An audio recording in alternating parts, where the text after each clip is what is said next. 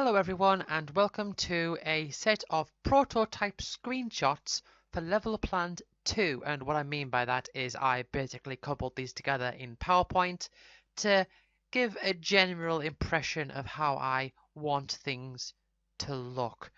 Most of my work into this game so far has been stuff on the back end, like designing the mechanics and all that sort of stuff.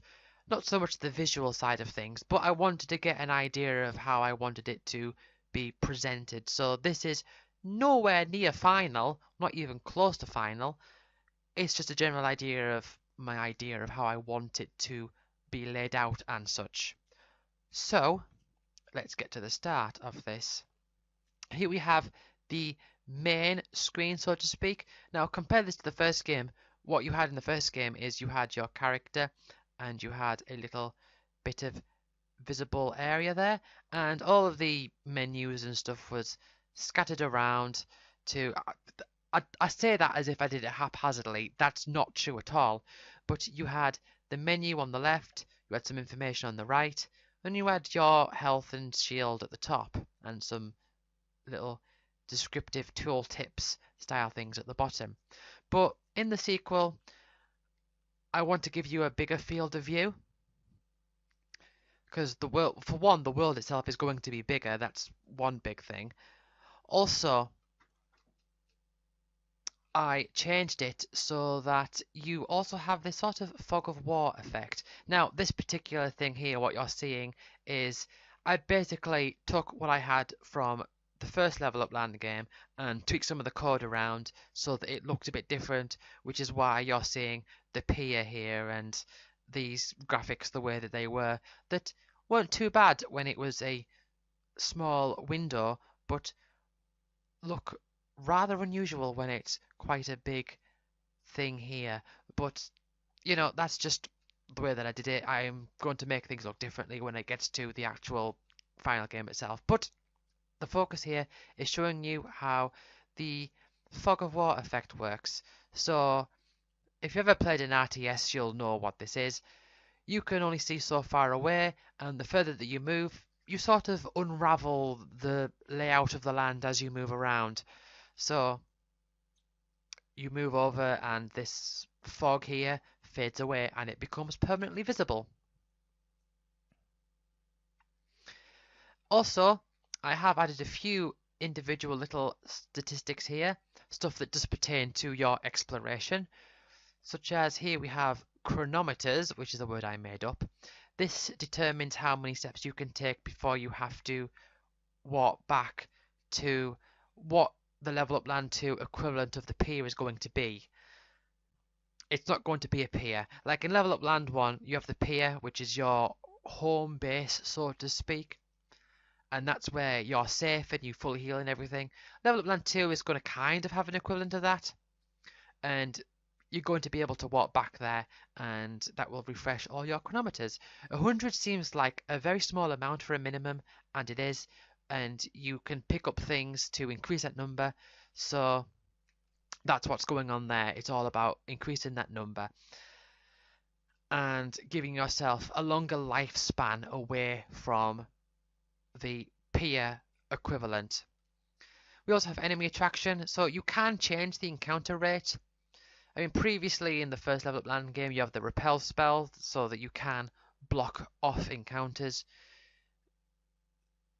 You can decrease it to 90% or increase it to 110%, which isn't much, but there are going to be ways in the game to manipulate those numbers. And there will be a legitimate reason. Aside from, well, yeah, I suppose the chronometers themselves is a legitimate reason to want to increase your encounter limit if you've found a good area that you want to grind in. But I suppose there's a bit more to it than just that. But anyway, when you do open the menu screen, it will look, hopefully, something like this. Hopefully it'll look a bit better, hopefully everything will be spaced out more perfectly, but like I say, this is just all prototypes.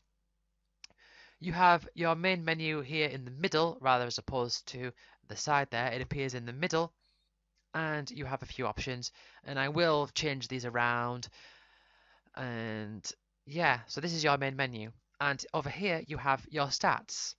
And you can press the A and S keys to switch between characters because you do have 3 characters in this game, Warren, Whitney and Blake.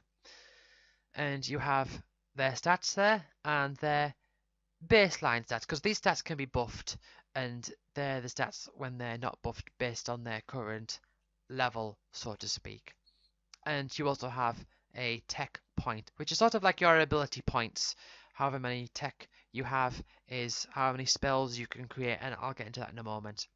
Stats, some of these should be very simple. Health and strength, you know, your HP, your attacking strength. Intelligence is how effective that character is at using magic. Should be self-explanatory.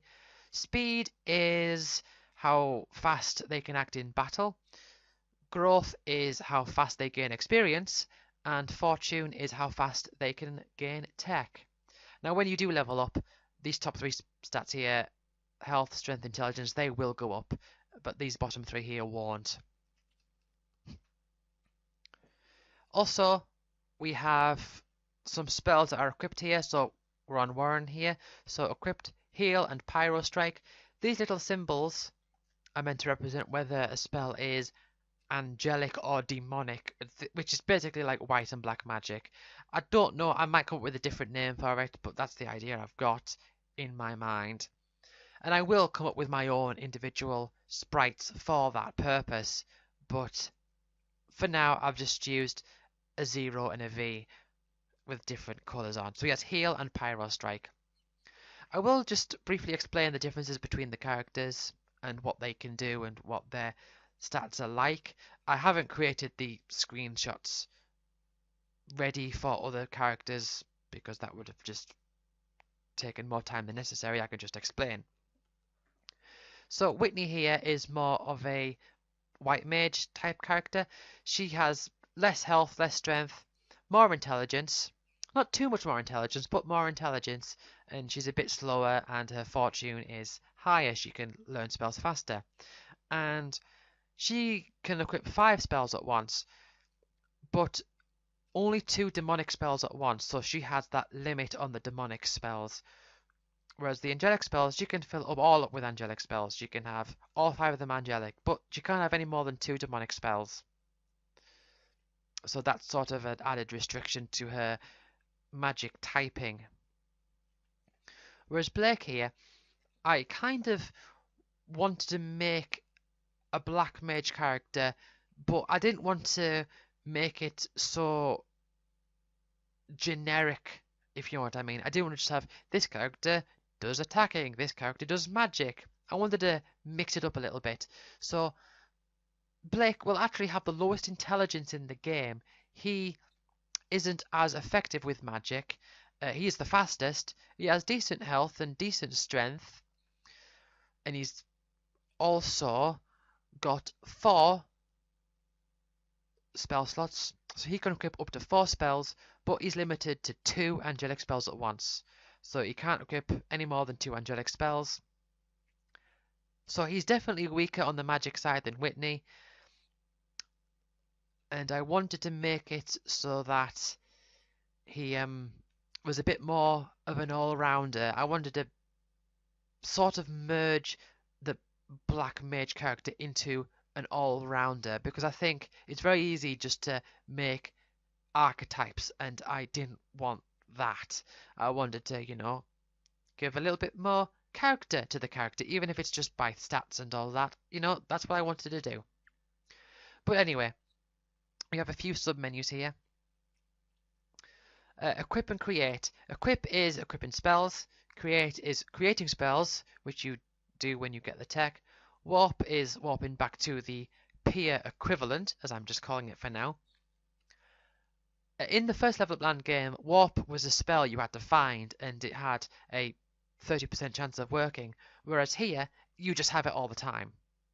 You can delete spells because there's a limited inventory how much spells you can have at one go, and you've got, your saving and tutorial information and leaving the game and basic stuff there.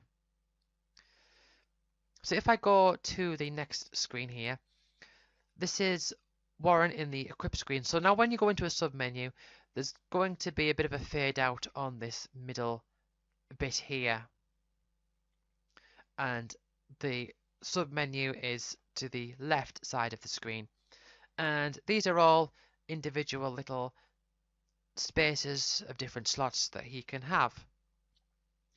And he's only got the 2 spells for now. He's got a heal and a pyro strike, and the little blue bit is meant to represent that the spell is equipped. As you can see, he's got them both equipped there. And here we have some enchantments. So when you create a spell, it comes with some randomized enchantments. Most of these are for boosting your character's stats. But as you can see here, this heal has body shell and nothing else. The mind shell and soul buff here are just grayed out to signify that you've discovered them in the game, but this particular spell doesn't have that enchantment on it. So body shell is an increase to Warren's health, and technically the health number here should be higher than the health number here to signify that, but I've just not done that. But it's all going to be in the game. Yeah, so you've got like mind shell, which will increase Whitney's health, and soul buff, which will increase Blake's strength. So I've got a decent naming convention going on there as well. So yeah, you can equip however many you're allowed to. As you can see here, I'm on Warren, so it's saying A, that means all. I will change this display here. 2 out of 2, he's got 2 out of his 2 equipped that he can. He can equip up to 2 of the angelic spells, he's got 1 of the 2, and 1 of the demonic spells out of 2 that he can equip. Whereas if it was Whitney or Blake, these numbers would be different because Blake can equip up to 4 maximum, but only 2 angelic, and Whitney can equip up to 5 maximum, but only 2 demonic. Now, when you create a spell, you go to the create menu here. This is how you create the spells.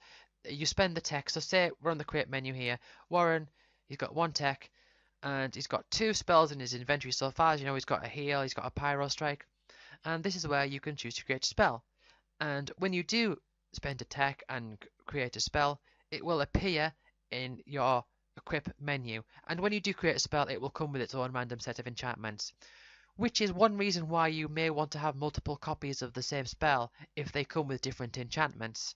So you might get a heal that has a bunch of enchantments that you really like, and you might have one that has something that you maybe don't want right now, but you might want later, or it's something for a specific time. Then in your create menu, you'll have, say, 2 heal spells, each with their own set of different enchantments. And as you can see here, we've got Aqua Strike grayed out and Aero Strike grayed out. That's basically because Whitney here starts with Aqua Strike learned and Blake starts with Aero Strike learned. So that's a way of signifying that this character hasn't learnt those spells yet. And when you do play the game more and you start learning spells, more things will open up here to you. And I think that's basically all I do have to say. And that is everything that I have visually grounded down at the moment. I will get back to this.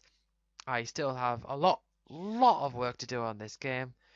I'm not even close to anywhere nearing finishing, but this is the foundational set of ideas of how I want the game to look. And also, just to point out, in case anyone was wondering, yes, I know I am going to make it so that you can't save with unspent tech, because I know people can save scum. They can create a spell, go, oh, that isn't exactly what I wanted, then reload, and then create it again until it is exactly what they wanted. I do take those things into account. I take them into account because it really annoys me when games let you do things like that. So yes, I will make it so that you can't save if you have tech unspent, so that the mechanics work how I want them to work. Anyway, thank you all for watching. I'll see you all next time, when hopefully I have more to show and I've done more work on this game. Hopefully next time I will have some sort of working demo thing that I can actually control and move around a map, and menus that I can open. But we'll see. See you then.